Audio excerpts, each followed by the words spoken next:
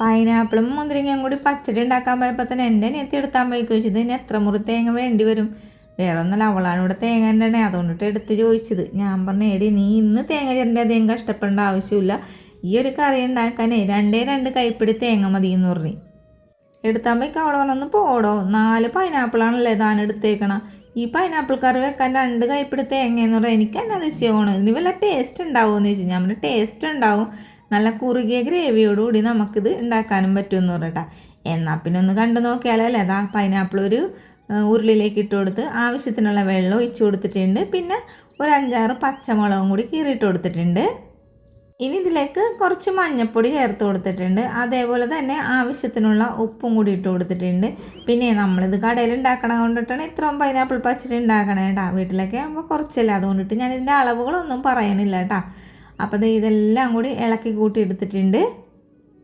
ഇനിയാണ് മോനെ നമ്മുടെ താരം വരാൻ പോണത്. ഇത് മത്തങ്ങ കഷ്ണം കേട്ടോ. നമ്മുടെ ഇഡ്ഡലി പാത്രത്തിൻ്റെ ഊട്ടിയുള്ള തട്ടില്ലേ, അതിൽ ഞാൻ ഈ മത്തങ്ങ കഷ്ണം ഇതേപോലെ ഇറക്കി വെച്ച് കൊടുത്തിട്ടുണ്ട്. വേറെ ഒന്നുമല്ല കേട്ടോ, വേറെ പാത്രത്തിലിട്ട് വേവിച്ച് ഗ്യാസും ചിലവായി, പിന്നെ കുറേ സമയം പാത്രം അത് കഴുകണം, എന്തൊക്കെ പൊല്ലാപ്പാണ്. അതിനൊന്നുമല്ല ഇതേപോലെ ചെയ്തെടുത്തിട്ടുണ്ടെങ്കിലേ നമുക്ക് എന്തോരം കാര്യങ്ങൾ ലാഭം കിട്ടും. അങ്ങനെ ഇത് വേവിക്കാനായിട്ട് മൂടി വെച്ച് കൊടുത്തിട്ടുണ്ട്. അപ്പോൾ കുറച്ച് നേരം അവിടെ നിന്ന് വേവട്ടെ കേട്ടോ, എന്നിട്ട് നമുക്ക് കാണാം. അപ്പോൾ കുറച്ച് സമയത്തിന് ശേഷം നോക്കുമ്പോഴേ നമ്മുടെ മത്തങ്ങയൊക്കെ വെന്ത് നന്നായിട്ട് കിട്ടിയിട്ടുണ്ട് കേട്ടോ. അപ്പോഴേ മത്തങ്ങയുടെ ഗുണമൊന്നും എവിടെയും പോയിട്ടില്ല കേട്ടോ, നമ്മുടെ പൈനാപ്പിൾ കറിയിൽ തന്നെ വീണ് കിടപ്പുണ്ടാവും. കാരണം ഇതിൻ്റെ വെള്ളമൊക്കെ താഴേക്ക് തന്നെയാണ് ഊറിപ്പോന്നേക്കണത്. ഇനി നമുക്കേ ഇതൊന്നും എടുത്ത് മാറ്റട്ടെ കേട്ടോ. ഇതിന് മുമ്പേ ഞാൻ വേറൊരു വീഡിയോ അപ്ലോഡ് ചെയ്തിട്ടുണ്ട്. എന്താണെന്നറിയാമോ, പൈനാപ്പിൾ പച്ചടി കുറച്ച് തേങ്ങ ഉപയോഗിച്ചിട്ട് എങ്ങനെ നല്ല കുറുകിയ ഗ്രേവിയോട് ഉണ്ടാക്കാം എന്നുള്ളത് ഇട്ടിട്ടുണ്ട്. അത് കാണാത്തവരൊന്ന് കണ്ട് സപ്പോർട്ട് ചെയ്യാൻ മറക്കരുത് കേട്ടോ. പൈനാപ്പിളൊക്കെ നന്നായിട്ട് വെന്ത് കിട്ടിയിട്ടുണ്ട്. ഇനി നമുക്കിതിനെ ഒരരപ്പ് തയ്യാറാക്കി എടുക്കാം. അതിനായിട്ട് മിക്സഡ് ജാർ എടുത്തിട്ടുണ്ട്. ഇതിലേക്ക് ഞാനിപ്പോൾ പറഞ്ഞില്ലേ 2 കൈപ്പിടി തേങ്ങ എന്ന് പറയില്ലേ, എൻ്റെ കൈപ്പിടി നോക്കുമ്പോൾ നിങ്ങൾക്കും ഇത് വലിയ കൈയാണല്ലോ, അതുകൊണ്ടിട്ട് കുറേ ഉണ്ടാവുമെന്ന്. എവിടെ ഞാൻ ഫുള്ളായിട്ടൊന്നും എടുത്തിട്ടില്ല കേട്ടോ കൈപ്പിടി, കുറച്ച് ആ ഒരു ഫ്രണ്ട് ഭാഗം മാത്രമാണ് എടുത്തേക്കണത്. ഇനി ഇതിലേക്ക് ഞാൻ 2 തൈരാണ് എടുത്തേക്കണം. അതിൽ ഒരു തൈരാണ് ഇപ്പോൾ ഞാൻ ഒഴിച്ചു കൊടുക്കണത്. ഇനി കുറച്ച് മഞ്ഞൾപ്പൊടിയും കൂടി ചേർത്ത് കൊടുത്തിട്ടുണ്ട്. അതേപോലെ ലേശം മുളക് പൊടിയും കൂടി ഇട്ട് കൊടുത്തിട്ടുണ്ട് കേട്ടോ. ഇനി നമുക്കില്ലേ പൈനാപ്പിളിൻ്റെ ആ നടുഭാഗമില്ലേ കുനിയൻ പോലത്തെ ഭാഗം, അത് ചില ആൾക്കാർ കഴിക്കും, ഞാനൊക്കെ കഴിക്കാറുണ്ട് കേട്ടോ. ഇപ്പം ഞങ്ങൾ കഴിക്കാൻ എടുക്കാറില്ല, വേറെ ഒന്നുമില്ല കേട്ടോ.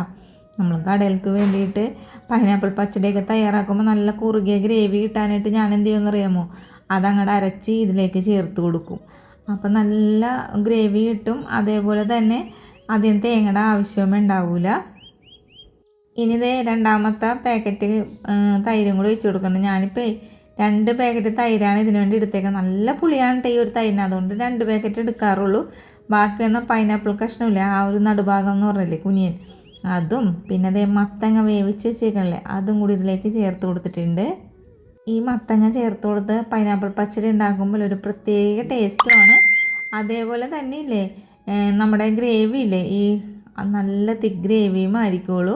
പിന്നെ അധികം തേങ്ങയുടെ ആവശ്യവും ഉണ്ടാവില്ല. അതുകൊണ്ടിട്ടാണ് നമ്മളിപ്പോൾ മത്തങ്ങയും അതേപോലെ ഈ പൈനാപ്പിളിൻ്റെ നടുഭാഗവും ഇല്ലേ അതും ചേർത്ത് കൊടുത്തിട്ട് നമ്മൾ ഈ ഒരു പൈനാപ്പിൾ പച്ചടി ഉണ്ടാക്കണേണ്.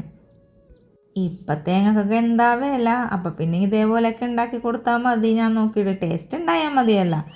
അപ്പോൾ കുറച്ച് വെള്ളം ഒഴിച്ച് കൊടുത്ത് ഞാൻ ഈ വെള്ളമൊക്കെ ഒഴിച്ച് ഇളക്കി കൂട്ടി ടേസ്റ്റ് നോക്കിയപ്പോൾ എന്തോ ഒരു ടേസ്റ്റ് കുറവ് വ്യത്യാസം എന്താണെന്നൊക്കെ പിന്നല്ലേ മനസ്സിലാക്കിയത്. നമ്മളിതിലേ ജീരകവും വെളുത്തുള്ളി ഇട്ടില്ല അരക്കാൻ.